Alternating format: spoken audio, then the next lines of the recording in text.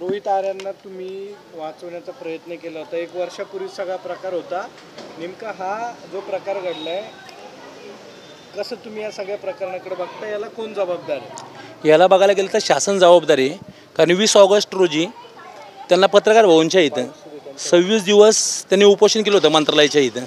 तेव्हा शालेय शिक्षण मंत्री दीपक केसरकर होते।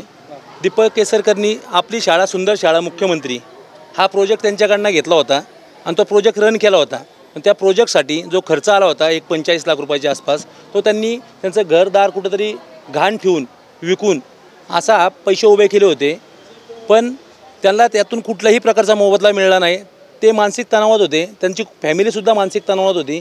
जर तुम्ही 21 ऑगस्टचा जर पेपर बघितला तर त्या पेपरमध्ये पण तुम्हाला दिसन, माझ्याकडे सगळे त्याचे पुरावे आहेत, त्याच्यातसुद्धा असं त्यांच्या पत्नीने सांगितलं होतं की जर माझ्या नवऱ्याचा जीव जर गेला तर याला पूर्णतः हे शासन जबाबदार असेल, कारण त्यांनी पूर्णतः त्यांच्या आयुष्याची सगळी संपत्ती या त्या प्रोजेक्टसाठी लावली होती। त्यांनी स्वच्छता मॉनिटर हा असा एक हे केला होता शासनाकडे। त्यांचे सगळे पत्रव्यवहारसुद्धा त्यांनी मला व्हॉट्सअपवरती पाठवलेले आहेत, ते सुद्धा माझ्याकडे आहेत। म्हणजे शासनाकडे यांनी फेऱ्या मारल्या, चक्रा मारल्या आणि काहीतरी चुकीच्या मार्गावरती जायची ही वेळ आली त्यांच्यावरती। जो मार्ग अवलंबला हा चुकीचा आहे, त्या मार्गाला आम्ही सपोर्ट करणार नाही, पण शासनाने ह्या मार्गापर्यंत जाचपर्यंत जनतेकडे दुर्लक्ष करावं नाही। आता बघायला गेलं त्यांचे मुख्यमंत्र्यांसोबत मागचे जे मुख्यमंत्री त्यांच्यासोबतसुद्धा फोटो आहेत, केसरकरांसोबतसुद्धा फोटो आहेत। केसरकरांनी त्यांना चुकीचे भरपूर असे वायदे दिलेले होते, त्या चुकीच्या वायद्यामुळं आज त्या माणसाचा नाहक हा जीव गेलेलाच आहे।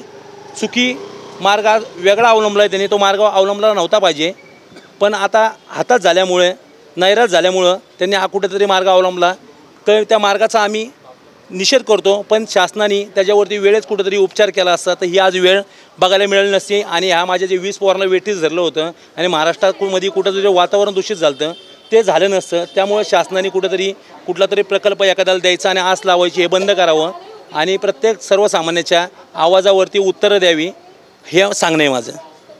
आता तुम्ही पुरावे बघायचे असतील तर पुरावे आहेत मोबाईलमध्ये, हे मोबाईलमधले पुरावे बघा। हे ज्यांचा एन्काउंटर झाला त्यांनी स्वतः मला त्यावेळी पुरावे पाठवले होते।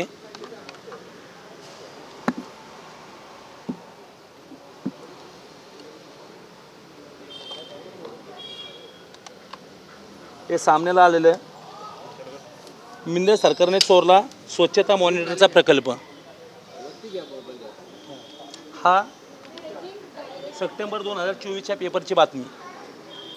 त्यानंतर उपोषण 16 दिवस केलं होतं, त्यांनीच मला पाठवलं होतं, जे आता मृत्युमुखी पडलेत ते शासनाशी पत्रव्यवहार केलेले आहेत त्यांनी सगळे, त्या सगळ्या PDF आहेत। त्यानंतर तुम्ही बघता इकडं दीपक केसरकर आहेत, हे त्यांच्यासोबत परत दीपक केसरकर आहेत इथं। त्यानंतर बघा हे रोहित आर्या, दीपक केसरकर मुख्यमंत्री, तिथं रोहित आर्या मुख्यमंत्री तेव्हाचे, आता पण हे रोहित आर्या आणि केसरकर, म्हणजे यांना प्रोजेक्ट सगळीकडे रन करायला लावला आणि त्याचा कुठेतरी चुकीचं हे केलं आहे। त्यांनी उपोषण करून शेवटी हताश व्हायची वेळ आली, हे त्यांचं सगळं हे की बाबा काय काय गोष्टी केलेल्या त्यांनी। शाळा स्वच्छ शाळा सुंदर शाळा हा त्यांचा प्रकल्प होता। ठीक आहे, धन्यवाद।